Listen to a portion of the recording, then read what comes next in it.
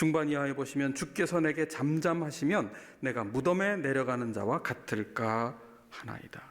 하나님께서 계속 침묵하신다면 나는 죽은 사람이나 다를 바 없습니다. 그 고통이 얼마나 컸는지 그렇게 하나님께 부르짖어 심경을 토로하고 있습니다. 2절을 보실까요? 내가 주의 지성소를 향하여 나의 손을 들고 주께 부르짖을 때에 나의 간구하는 소리를 들으소서. 지성소, 지극히 거룩한 곳, 가장 거룩한 곳. 그 지성소란 결국 하나님이 임재하시는 곳을 의미하는데, 그 하나님의 임재하시는 처소를 향해서 어떻게 기도해요? 손을 들고 부르짖을 때 나의 간구하는 소리를 들으소서. 손을 든다는 것은 하나님을 높일 때, 예배할 때, 혹은 하나님의 도움을 구하며 기도할 때 하는 표현인데, 마치 깊은 수렁에 빠진 사람이 나를 살려달라고, 건져달라고 손을 들어 흔들듯 그렇게 하나님께 손을 뻗으며 구원을 갈망하는 자세로 기도하고 있는 거지요. 이렇게 하나님께서 침묵하시는 것처럼 보이는 상황에 다윗이 선택한 것은 무엇이었습니까? 기도였어요. 그 이전에도 기도했지만 지금 더욱 간절히 하나님 앞에 열망하며 손을 들고 기도하고 있습니다. 기도하고 있다는 것은 무엇을 말합니까? 다윗은 극심한 고난 속에 절망할 수밖에 없지만 삶을 포기하지는 않았다는 것을 우리에게 보여주고 있습니다. 다윗이 그 극심한 또 지속적인 고난 속에서도 삶을 지탱할 수 있었던 힘은 어디에서 나왔느냐? 기도였어요. 스스로의 힘으로 풀 수 없는 그 고통의 상황을 다윗은 하나님을 향한 기도로 연결시켰습니다. 우리도 다윗과 같은 경험을 할 때가 있어요. 기도해도 응답이 없고, 또 기도해도 하나님께서 침묵하시는 것처럼 느껴져서 내가 마치 무덤에 내려가는, 정말 더 이상 살아도 사는 것 같지 않은, 정말 죽을 것 같은 고통을 경험할 때가 있습니다. 하나님의 침묵하시는 것 같아 보이는 상황이지요. 그러나 하나님께서 묵묵부답으로 계신다고 해서 하나님이 부재하는 것은 아니라는 사실을 우리에게 알려주고 있어요. 우리는 보통 언제 하나님이 침묵하신다고 여기느냐 하면 내가 원하는 때에 내가 원하는 방식으로 하나님이 응답해야 한다고 여기기 때문입니다. 내가 원하는 때에 원하는 방식으로 응답받지 못하면 하나님께서 거절하신 것이다, 그렇게 여기는 거예요. 그런데 그렇지 않습니다. 바울을 보세요. 우리가 지난 주간에 고린도후서 12장을 살폈지만은 그의 몸을 찌르는, 고통스럽게 하는 그 몸의 가시를 제거해 달라고 3번이나 하나님 앞에 간절히 기도했어요. 단지 3회를 뜻하는 것이 아니라 그의 간절한 상태를 우리에게 알려주고 있는 것인데, 하나님 어떻게 하셨어요? 응답하지 않으셨어요. 오히려 나의 은혜가 너에게 족하다, 그렇게 말씀하셨거든요. 그때 바울은 뭐라고 고백합니까? 내가 약한 그때에 그리스도의 능력이 머문다. 장막으로 덮어주시고 보호하시듯 나의 약함 속에 주님의 능력이 드러난다고 고백했습니다. 사실 하나님은 우리가 바라는 대로만 움직이지 않으세요. 그분은 창조주시고 그분은 통치자시고 그분은 역사를 섭리하는 분이세요. 그래서 하나님의 응답하시는 방식은 우리가 바란 대로 우리의 때에 응답하시는 것이 아니라 하나님의 기쁘신 뜻을 따라서 우리에게 응답하시는 분이시지요. 마태복음 7장에 보면 너희가 악한 부모라도 자식에게 좋은 것을 줄 알거든 하물며 하늘에 계신 아버지께서 너희가 구할 때에 좋은 것으로 주시지 않겠느냐. 하늘아버지는요, 우리가 구한 방식대로가 아니라 하나님 보시기에 가장 좋은 것, 하나님께서 기뻐하시는 뜻대로 응답하시는 분이십니다. 누가복음에 보면 우리가 기도할 때 성령을 주시지 않겠느냐. 더 좋은 것, 더 귀한 것을 우리에게 주세요. 우리가 할 일은 무엇입니까? 고통의 상황 속에서도 기도하는 거예요. 부르짖어 기도하는 겁니다. 하나님의 때를 구하며 기도하는 거예요. 하나님의 침묵하시는 것처럼 느껴지는 그 상황 속에서 다윗은 어떻게 했어요? 기도했습니다. 기도를 선택했습니다. 그는 기도의 사람이에요. 다윗은 다시 말하면 기도가 삶이 된 사람입니다. 여러분, 기도는 삶이 되어야 합니다. 기도는 부담스럽거나 거추장스러운 장식물이 되어서는 안 됩니다. 기도는 종교적인 짐이 아니기 때문이에요. 그리스도의 생명을 덧입은 자에게 기도란 마치 호흡처럼 자연스러워야 합니다. 건강한 사람에게 호흡은요, 느껴집니까? 안 느껴집니까? 안 느껴져야 정상이에요. 호흡이 이미 느껴진다면 이미 정상이 아닙니다. 느껴지지 않을 만큼 자연스러워야 건강한 상태인 것처럼 기도는 해야지라는 부담감으로가 아니라 당연히 호흡처럼 자연스럽게 주님과의 교제가 우리 삶 속에 날마다 스며들듯 배어나와야 한다는 거죠. 기도는 하나님의 자녀로서 이 아버지 하나님을 부르며 교제할 수 있는 특권이자 선물입니다. 하나님은 그래서 우리를 구원받은 하나님의 자녀로 뿐 아니라 하나님을 향해 예수 그리스도의 이름을 힘입어 기도할 수 있는 특권을 주셨어요. 어린 자녀들이요, 갓난아기들이 조금 지나면 옹알이를 합니다. 옹알이를 하다가 어느 순간 입을 열어서 맘마, 엄마, 할미 뭐 이렇게 부른단 말이에요. 그때를 기억하십니까? 뭐 난리가 납니다, 정말. 우리 애가 말을 했다고. 얼마나 기뻐해요. 할아버지 할머니들은 뭐 모임에 나가서 누가 보여달라고도 안 했는데 그냥 관심도 없는 스마트폰을 들이대면서 그냥 이 우리 손주가 말하는 거 보라고 말하는 거, 말이 아니고 그냥 옹알이 하다 맘마 한 번 했는데 마치 무슨 뭐 언어를 다 그냥 꿰는 것처럼 다 이미 다 한국말 다 뗀 것처럼 말이죠. 얼마나 자랑해, 돈도 안 내놓고. 왜 자랑할까요? 기쁘니까. 우리 자녀가 말을 하고 불러줄 때 얼마나 기뻐요. 하물며 우리가 아버지 하나님께 기도할 때 하나님께서 자녀를 보시면 얼마나 기뻐하시겠어요. 우리가 기도할 때.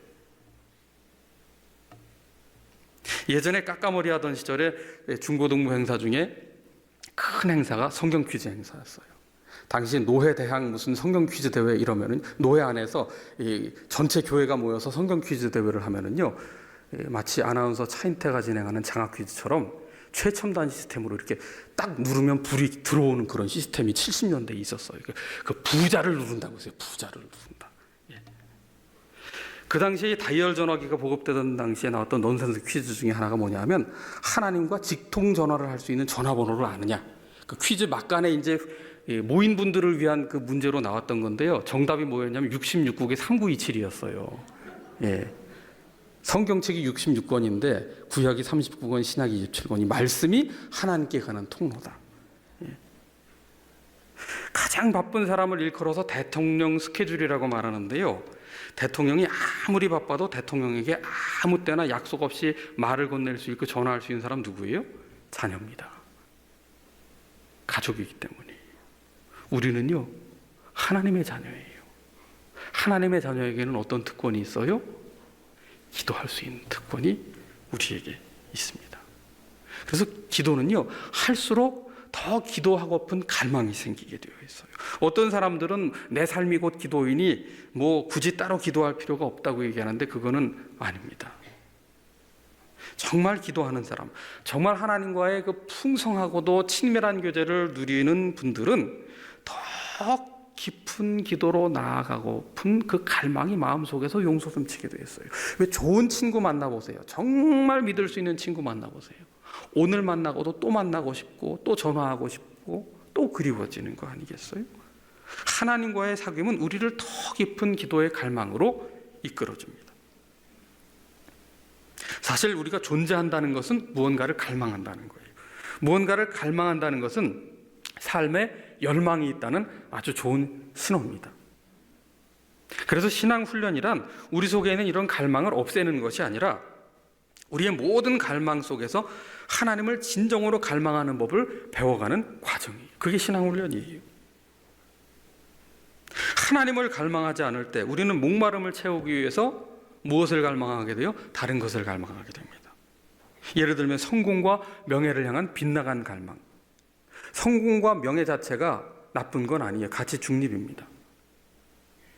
성공과 명예를 얻었어도 여전히 하나님을 갈망한다면 그 성공과 명예를 통해서 하나님의 영광이 드러날 거예요. 그런데 성공과 명예를 놓쳤을 때 분노하고 절망한다면 그것은 그릇된 갈망에 빠져 있었던 것이죠.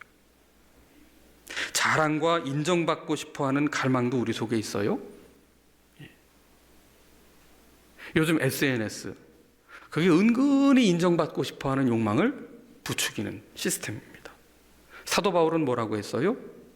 부득이 자랑할진대 나의 약한 것을 자랑하겠다. 그 속에 그리스도의 은혜가 드러나기 때문이다. 알코올 중독에 빠지거나 성 중독에 빠지거나 쇼핑 중독에 빠지거나 인터넷 중독에 빠지거나 무슨 중독, 무슨 갈망에 빠지든 이 모든 것은 하나님 아닌 다른 것으로 갈증을 채우고자 하는 빗나간 갈망의 증상들이죠. 하나님을 잃어버린 이들의 어떤 그 영적인 흔적이 목마름의 흔적입니다. 기도야말로 하나님을 향한 바른 갈망이에요. 우리의 목마름을 채워줄 수 있는 유일한 갈망입니다. 그런데 사실 이 기도에 대한 갈망은 우리에게서부터 나오는 게 아니에요. 우리를 향하신 하나님의 더 뜨거운 갈망에서부터 비롯된 겁니다. 기도를 시작하는 쪽은 우리 쪽이 아니에요. 하나님이세요. 우리가 하나님을 원하는 것보다 하나님이 우리를 더 원하시기 때문입니다. 하나님께서 우리를 창조하실 때 교제하기를 원하셔서 창조하셨거든요. 그분은 우리를 얼마나 사랑하셨는지 독생자를 아낌없이 내어주실 만큼 우리에게 사랑에 눈이 머신 분이었습니다. 그러니 그분이 우리와 함께 하시는 동안 부재하실 리가 없지요. 영국의 영성 작가인 안소니 블룸은 이런 말을 했습니다. 우리는 하나님께 겨우 하루에 몇 분을 내드리면서 그 시간에 하나님이 임재하지 않으신다며 불평을 한다. 하지만 정작 우리의 문을 두드리시며 찾아오시는 하나님께 대하여는 죄송하지만 지금 바쁩니다라며 퉁명스럽게 외면해버리는 하루에 24시간 우리는 어떻게 지내고 있는가? 우리의 마음과 생각과 양심이 삶의 문을 두드리시며 찾아오시는 하나님의 노크 소리를 아예 귀 기울여 듣지 못하기 때문이다. 그러므로 때로 우리는 하나님의 부재에 대하여 불평할 권리가 없다. 하나님보다 우리가 더 부재하기 때문이다. 이렇게 말했어요. 그러니까 우리는 하나님이 부재하시는 것 같다고 우리는 원망을 할 때가 많지만 실은 우리가 부재하며 하나님의 찾아오심을 거부할 때가 우리의 인생에 하루의 24시간 중에 훨씬 더 많다는 것이죠. 다윗의 기도는 하나님이 부재하시는 것 같은 경험 속에서 하나님을 임재를 갈망하며 하나님께 가까이 나아가는 통로가 됩니다. 그의 고난 속에서 더 하나님을 향한 목마름으로 하나님께 가까이 나아가는, 하나님을 외면하는 것이 아니라 그의 방식대로 그의 타이밍에 응답되지 않았지만 그럼에도 하나님의 임재를 갈망하며 더 깊은 기도의 갈망으로 나아가는 다윗의 기도 자세를 볼 수 있는데 그의 고백을 보십시다. 6절 이하를 보시면 6절 이하에 여호와를 찬송하며 내 간구하는 소리를 들으심이로다. 7절에 여호와는 나의 힘과 나의 방패이시니 내 마음이 그를 의지하여 도움을 얻었도다. 그러므로 내 마음이 크게 기뻐하며 내 노래로 그를 찬송하리로다. 지금 28편에서 다윗이 죽을 것 같은 상황이라고 표현했는데 기도한 후에 그의 상황이 나아진 것 없습니다. 문제가 풀린 것 없습니다. 그런데 다윗은 6절에 보시면 내 간구하는 소리를 들으시는 하나님께서 나와 함께 하신다는 확신 속에 하나님을 찬송하고 있어요. 기도하던 중에 경험하게 된 은혜입니다. 7절에 또 뭐라고 고백해요? 그가 부르짖어 기도한 하나님은 그의 힘과 방패가 되시는 하나님이세요. 그래서 다윗은 기도하던 중에 그 마음이 하나님을 의지하여 도움을 얻었다 고백하고 있습니다. 그 마음이 문제로, 상황으로, 고난으로 눌려서 다 상하고 만 것이 아니라 기도할 때 그 마음이 하나님을 의지하게 되어 도움을 얻어 하나님이 나의 힘이 되시고 방패가 되신다는 고백에 이르게 되었다는 거지요. 여러분, 기도할 때 우리의 마음이 근심에서부터 비로소 해방되고 노임을 얻게 되는 겁니다. 기도할 때 온갖 문제에 눌려있는 우리의 삶, 두려움에서 하나님이 우리를 건져주시는 거예요. 그래서 다윗은 마음이 온전히 하나님을 의지하게 되었다 고백하고 있어요. 문제가 풀리게 되었다가 아니라 기도함으로 마음이 하나님을 문제 속에서도 더 의지하고 갈망하게 되었다는 거예요. 바울은 뭐라고 고백합니까? 우리의 마음이 염려에 짓눌려 두려움에 쌓이게 되고 불안에 짓눌리게 될 때에도 아무것도 염려하지 않기로 결단하고 오직 모든 일에 기도와 간구로 너희 구할 것을 감사함으로 하나님께 아뢰라. 그리할 때 모든 지각에 뛰어난 우리의 예측을 넘어서는 하나님의 그 놀라운 평강으로 그리스도 예수 안에서 우리 마음과 생각을 지켜주신다 약속하고 계세요. 여러분, 기도할 때 하나님을 의지할 마음을 주시고요, 기도할 때 하나님이 도움이시라는 확신을 얻게 되고요, 기도할 때 문제에 눌려있던 삶에서 하나님을 바라는 삶으로 변화되게 되는 겁니다. 그래서 다윗은 내 마음이 크게 기뻐하며 7절 중반에 내 노래로 그를 찬송하리로다. 답답한 마음이었어요. 죽을 것만 같았던 마음이었어요. 살 소망이 끊어져 버린 것 같은 마음이었어요. 그런데 하나님을 향해 기도할 때, 기도의 삶이 될 때 하나님은 다윗의 마음속에 큰 기쁨을 주셨어요. 하나님으로 인한 기쁨이었어요. 그래서 하나님을 향해 찬송하게 되었어요. 찬송하게 되었다는 것은 하나님을 향해 감사하게 되었다는 뜻입니다. 이렇게 볼 때 기도는 단지 우리의 필요를 혹은 문제 해결을 위해서만 하나님을 찾는 것이 아니라 우리에게 찾아오시며 말씀하시는 하나님을 향한 신뢰의 반응이에요. 그래서 그리스도인에게 기도는 우리 자신의 공허함에서 출발하는 게 아닙니다. 하나님의 충만하심에서부터 비롯되는 거예요. 기도는 우리의 필요에 의해서 시작되는 것이 아니라 하나님의 베푸시는 은혜로부터 시작이 되는 겁니다. 물론 우리의 필요를 아뢰는 것은 기도에 반드시 포함되어야 합니다. 주님께서 우리에게 기도를 가르쳐 주실 때 오늘 우리에게 일용할 양식을 주옵시고 광야에 날마다 만나를 하늘에서 비처럼 내려주신 것처럼 하루치 양식을 달라는 기도를 하라고, 우리의 필요를 아뢰라고 주님 가르쳐 주셨어요. 그런데 기도는 단지 무엇을 받는 것으로만 만족하는 것에 머물러서는 안 돼요. 기도의 목적은 하나님을 구하는 것입니다. 그래서 성경에 보면 기도는 대부분 하나님의 선물을 구하는 거예요. 그러나 그 선물을 구하는 궁극적인 이유는 하나님을 더 기뻐하기 위함이었다는 사실을 우리에게 알려주고 있죠. 그러한 의미에서 기도는 무언가를 얻어내기 위한 비인격적 성취를 위한 수단이나 훈련이 아니에요. 하나님과의 친밀한 사귐, 하나님을 기뻐하는 것입니다. 그래서 기도는 인간의 어떤 강철 같은 의지의 표현이 아니에요. 구하는 자에게 좋은 것을 주시기를 기뻐하시는 그 아버지 하나님께로부터 우리는 기도할 힘을 얻게 되는 거지요. 심지어 마태복음 6장에 보면 하나님은 우리가 구하기 전에 우리에 있어야 할 것을 이미 알고 계신다. 그러니 먼저 그의 나라와 그의 의를 구하라고 하셨어요. 우리에게 있어야 될 것을 아시면서도 하나님은 우리가 기도하기를 원하세요. 이것이 바로 세상 종교에서의 기도와 다른 점입니다. 세상 종교는요, 지성면 감천이에요. 정한수 떠놓고 목욕 재개하고 정성을 들여서 빌면 소원이 성취된다는 거죠. 그런데 이 기도는 철저하게 자기중심적인 기도입니다. 이 기도에는 삶의 변화나 성숙에는 아무런 관심이 없어요. 내가 원하는 바를 이루고 해결하면 그냥 끝나는 겁니다. 그런데 하나님은요, 피조물인 우리와 친밀한 교제를 나누기를 원하세요. 그래서 우리가 기도를 갈망하는 것보다 하나님께서 우리와 교제하고 하시는 그 갈망이 더 강렬한 것이죠. 그래서 기도는 은혜의 통로예요. 무거운 짐이 아니에요. 하나님과의 만남이고 하나님을 기뻐하는 것이고 세상 문제에 눌려 살던 우리를 다시 호흡하게 하고 살아나게 하고 찬송하게 하고 감사하게 하고 우리의 삶을 향유케 하는 길, 그게 바로 기도입니다. 일전에도 말씀으로 소개시켜 드린 적이 있지만은 150번 넘게 북한을 왕래하며 선교하다가 무기징역형을 받고 노동교화형에 처해졌던 캐나다 국적을 갖고 계신 임현수 목사님 이야기를 여러분 잘 아실 겁니다. 그의 제목은 탈북자를 도운 혐의, 그리고 북한 유엔 대사에게 전도한 것.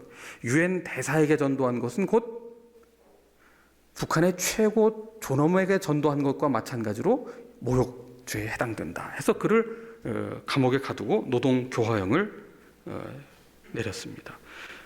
독방에 감시 카메라가 3대가 설치됐고요. 24시간 2명의 군인이 총을 들고 일거수일투족 화장실까지 동행했습니다. 재판하고 조사하던 사람들은 이제 희망을 포기하고 살아야 된다고 절망적인 말을 건넸습니다. 그가 갇힌 감옥엔 TV도 없고 라디오도 없고 신문도 없고 인터넷은 당연히 없고 전화도 없는 곳이지요.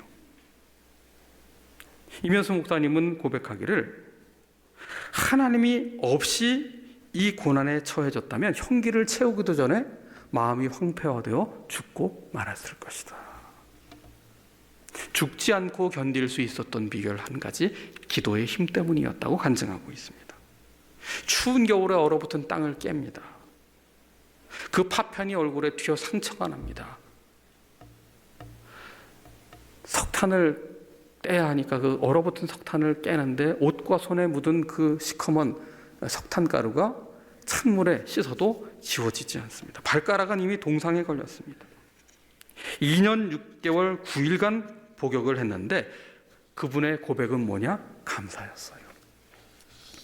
150차례 18년 동안이나 북한을 돕는다고 방문했지만 사실은 그때까지 주는 사람의 입장이었지 북한 주민의 고난에 현실적으로 동참해 본 적은 없었는데 감옥에 갇힌 자가 되고 하루 종일 노동교화형으로 일을 하는 동안 북한 주민이 당하는 고난이 무엇이었는지를 비로소 몸소 체험하게 되었기 때문에 감사했다. 주일이 되면 혼자 예배를 드립니다. 혼자 예배 드리는 주일이 130회. 찬송 3시간, 말씀 4시간 읽고 기도하고 가장 그리웠던 것이 예배였다고 그래요. 하나님의 자녀들이 함께 예배 드리는 것이 인생의 가장 큰 복이었음을 독방에 갇힌 신세가 되어서 고백하게 되었다고 말합니다. 너무너무 힘들어서 하나님께 이대로 좀 데려가 주시면 안 되나요? 고백하기를 수차례. 근데 하나님이 자격 미달로 순교는 허락하지 않으셨다고 그래요. 감옥에서 6개월이 지나도 소식이 없고 1년이 지나도 소식이 없고 2년이 지나도 소식이 없고 언제까지 갇혀 있어야 됩니까?